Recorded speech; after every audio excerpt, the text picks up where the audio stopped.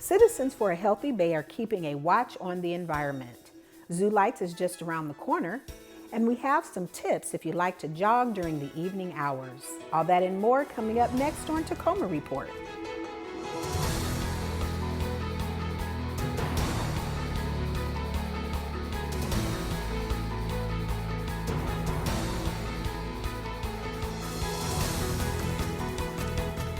Hi, and welcome to this edition of Tacoma Report. I'm Laura Proctor. Pierce County has a mobile COVID-19 testing center that may be visiting a site near you. The site has been operating throughout Pierce County to make it easier for community members to get free COVID-19 tests. The mobile unit will be at the Tacoma Dome on November 28th. For a list of sites, visit the Tacoma Pierce County Health Department online. This Thanksgiving, like most of 2020, will look a little different for our families. The Tacoma Pierce County Health Department is helping everyone understand how to celebrate this holiday while keeping families healthy. Continue following the guidelines, wearing a mask, staying 6 feet apart, and really limiting time you spend indoors, because when we go inside we get a lot more comfortable, we take our masks off, and that's really how it's spreading around the most.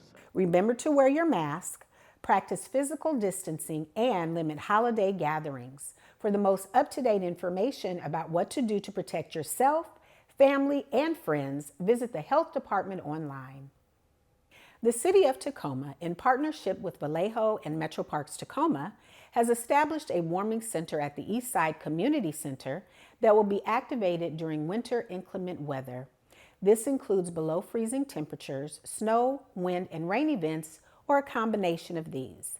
When activated, the center will operate 24 hours a day and provide shelter and meals for up to 40 people at a time. To find out if the center is operating, visit the city's webpage or follow on social media for updates. Zoo Lights at the Point Defiance Zoo and Aquarium is on.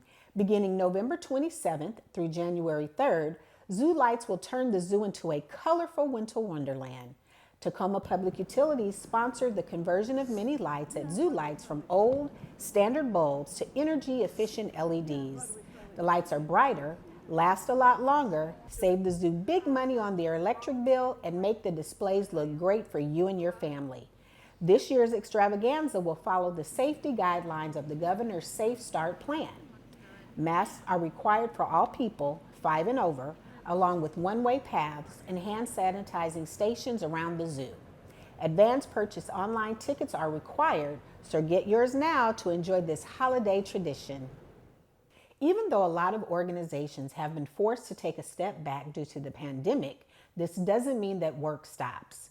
That's the case with Citizens for a Healthy Bay, a nonprofit organization that has been around for more than 30 years.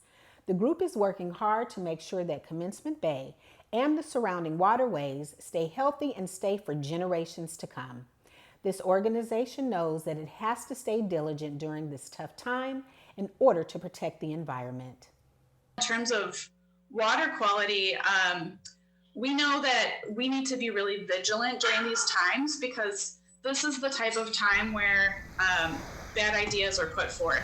For example, one of the oil companies in the port has actually applied to expand its capacity during this time.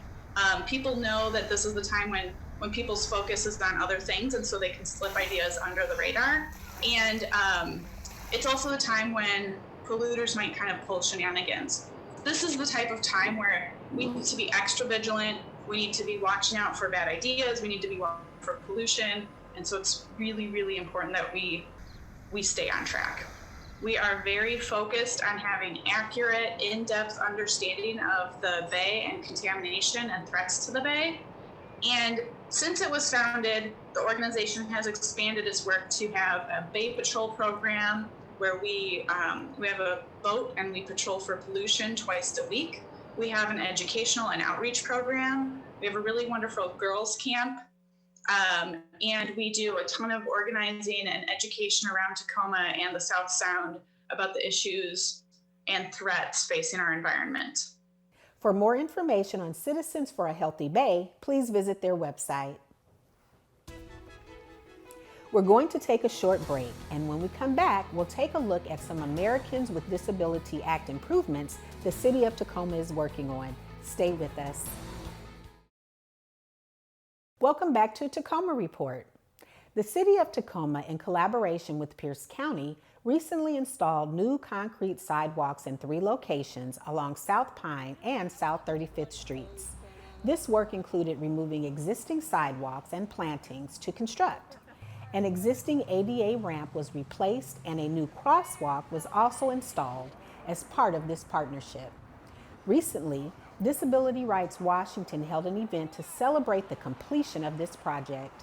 This work is an important link of sidewalk between a transit stop and the Pierce County Annex to improve access for all voters to the election center. The City of Tacoma is concerned about the impacts of COVID-19 on small businesses related to their potential loss of revenue, possible employee layoffs, and long-term resiliency. Check out MakeItTacoma.com for key resources that may assist in your decision-making and facilitate access to economic support. Catch a new episode of Urban Green airing right here on TV Tacoma. This winter edition starts with a look at how to practice sustainability over the holidays. Viewers will enjoy a demonstration on making a nutritious bone broth and get a lesson in making a greener cleaner from the Enviro Challenger program. Things will then close out with a how-to on composting. For a listing of air dates or to watch this and other episodes, visit the Urban Green webpage on the city's website. And finally, cold, dark, rainy nights might be a good time for binge watching TV, but for some people in Tacoma, it's a time to keep up with a healthy, active lifestyle. In our next story, Dave Gordon has some tips and advice from those dedicated runners who keep in step during the dark days of winter. Rain, sleet, dark of night are all elements of a normal Northwest winter.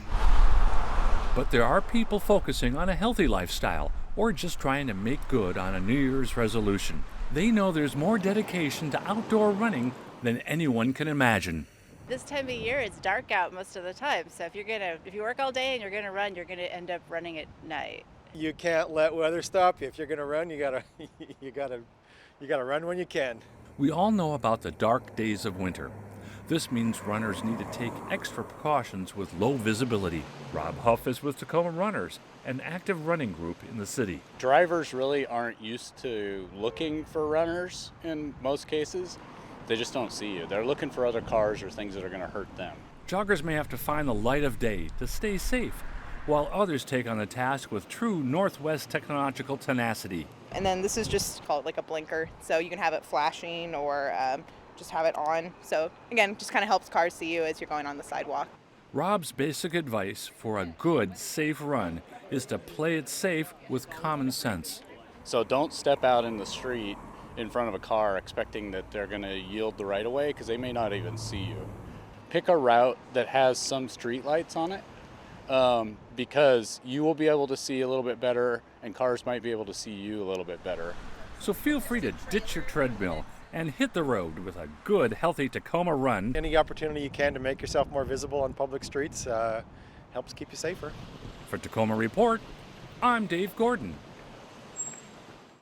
Before you know it, a lot of us will be making New Year's resolutions. And if one of yours is to stay active, make sure you stand out while jogging in Tacoma with lights and high visibility running gear. That's all the time we have on this edition of Tacoma Report. A great way to find out about the services the City of Tacoma has to offer is by going to cityoftacoma.org. Until next time, I'm Laura Proctor. Thanks for watching.